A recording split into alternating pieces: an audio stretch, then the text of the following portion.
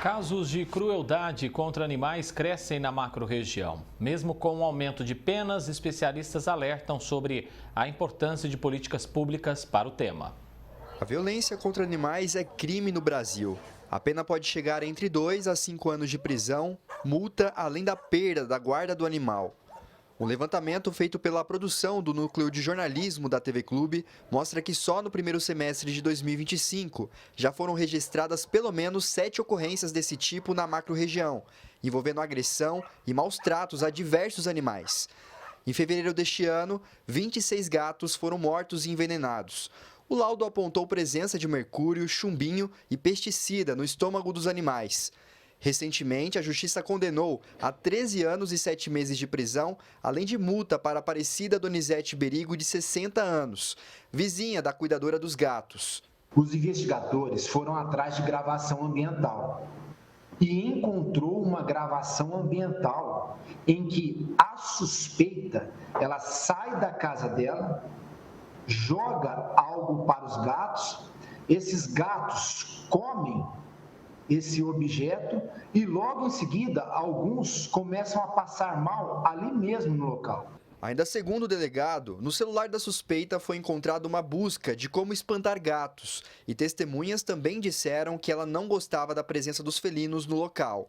A idosa foi sentenciada pela morte de 5 dos 26 gatos. O Poder Judiciário entendeu e condenou pela morte dos 5 gatos que foram submetidos ao exame pericial.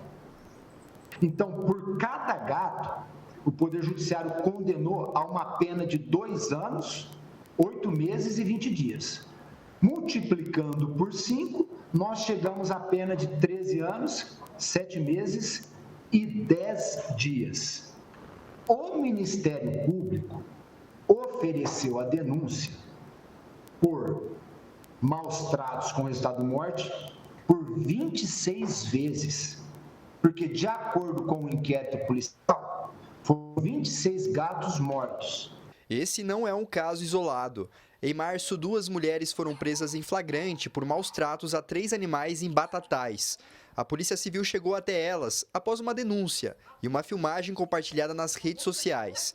Elas passaram por audiência de custódia e foram soltas pela Justiça. No mesmo mês, um homem de 22 anos foi preso em flagrante por suspeita do mesmo crime, após deixar 2 cães sem água e sem comida em uma casa no bairro Cândido Portinari, na zona leste de Ribeirão Preto. Em abril, 97 gatos foram resgatados de uma casa em Jaboticabal, com sinais de maus tratos. A suspeita é que a tutora explorava esses animais para o comércio de bolsas de sangue. Na prática, o material coletado era vendido para clínicas veterinárias de São José do Rio Preto e a capital paulista. Na mesma casa também tinha 3 cachorros. Todos os animais foram levados para uma ONG. No final de abril, uma jovem de 18 anos foi presa em Bebedouro, suspeita de manter cães trancados numa gaiola com sinais de desnutrição. Ela foi levada até uma cadeia feminina da cidade. Em Brodowski, um idoso de 61 anos foi preso em flagrante pelo crime de maus tratos a cavalos. E também um cachorro da propriedade que foi encontrado com sinais de desnutrição e acorrentado. Neste mês, o caso mais recente envolveu violência contra um animal. O cachorro da raça Spitz foi morto a facadas, em Porto Ferreira. O principal suspeito é Josemar Danilo da Silva, de 38 anos, que não aceitava o fim do relacionamento. Segundo a polícia, a ação foi motivada para atingir sentimentalmente a ex-companheira, de 24 anos. Não é aceitável, por exemplo, que um homem, para se vingar da mulher, pegue seu animal de estimação, seu pet, e dê um monte de facadas nele, e jogue para que a mulher sofra e veja. Se esse indivíduo soubesse ou imaginasse que ele ia ficar preso 20 anos, eu duvido que ele faria isso. Grande parte desses casos de maus tratos aos animais, a denúncia foi o caminho mais importante para que a polícia chegasse até aos suspeitos. Denunciar é um ato que pode salvar e melhorar a qualidade de vida dos animais. É através das denúncias que esses animais são resgatados, mas aí a sociedade tem que acordar. Por quê? Porque está cheio de protetor e embusteiro nas redes sociais. E políticos que acabam fazendo o resgate faz o vídeo, joga na rede social, é um vídeo que chama muita atenção, porque é um animal sofrendo, ele vai lá como se fosse um super-herói, só que depois ele acaba jogando todo o ônus para as protetoras, que realmente amam esses animais. Políticas públicas também devem ser pensadas para evitar mais problemas sociais. O gato comunitário, ele se procria a cada 3 meses. É necessário controlar a natalidade dele. E além disso, um gato ou um cachorro que adquirir uma doença infecto-contagiosa pode transmitir a uma pessoa ou a outros animais. Então, é necessário que o cidadão, que a sociedade exija do poder público a implantação dessa política pública. Edson Ferreira para o Jornal da Clube. Casos tristes, né? E para a gente repercutir melhor esse tema, prazer de conversar mais uma vez com a psicóloga Rosa Lídia, que gentilmente atendeu ao nosso convite. Rosa, quais são os principais traços de personalidade que são comuns nessas pessoas que praticam violência contra os animais na sua análise? Uma ótima tarde, bem-vinda mais uma vez. Muito obrigada, agradeço o convite mais uma vez, espero poder contribuir com vocês e toda a população que está nos ouvindo agora. O tema é muito importante, nós estamos falando de vida, né? Os traços principais de personalidade são agressividade, falta de controle da agressividade ou das emoções em geral, impulsividade. Então, pessoas que liberam sem pensar, muito rapidamente aquilo que elas estão sentindo, a raiva e tudo mais. Um aspecto muito importante, eu acho que mais do que todos, é a falta de empatia. Pessoas que não conseguem empatizar, não conseguem perceber o sentimento do outro, no caso do animal. Muita coisa também pode acontecer por uma necessidade de poder. Eu me senti muito poderoso porque eu sou forte, eu sou mais forte, eu consigo fazer algo com aquele animal. E também, assim, muitas vezes um aspecto egoísta, né? Eu não gosto do animal, o animal eu acho que me incomoda, então eu resolvo da forma mais simples, que é eliminando ou maltratando esse animal. Nós não podemos generalizar de que esses traços podem fazer parte de um quadro específico de psicopatologia, né? Claro que nós vamos ter psicopatas, que são pessoas que têm muita dificuldade de empatizar, que mais comumente fazem esse tipo de ação.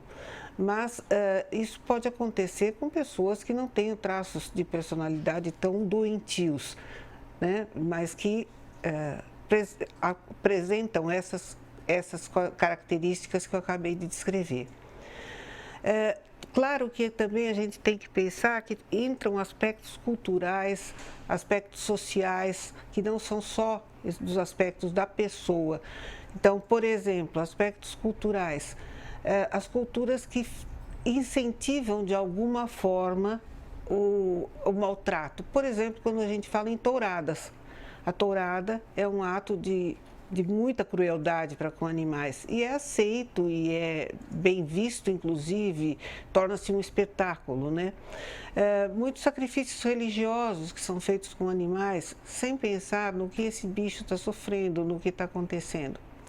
Do ponto de vista econômico, isso a gente encontra assim, muitas situações, desde o que foi citado, né, da pessoa que vende o sangue para outros hospitais,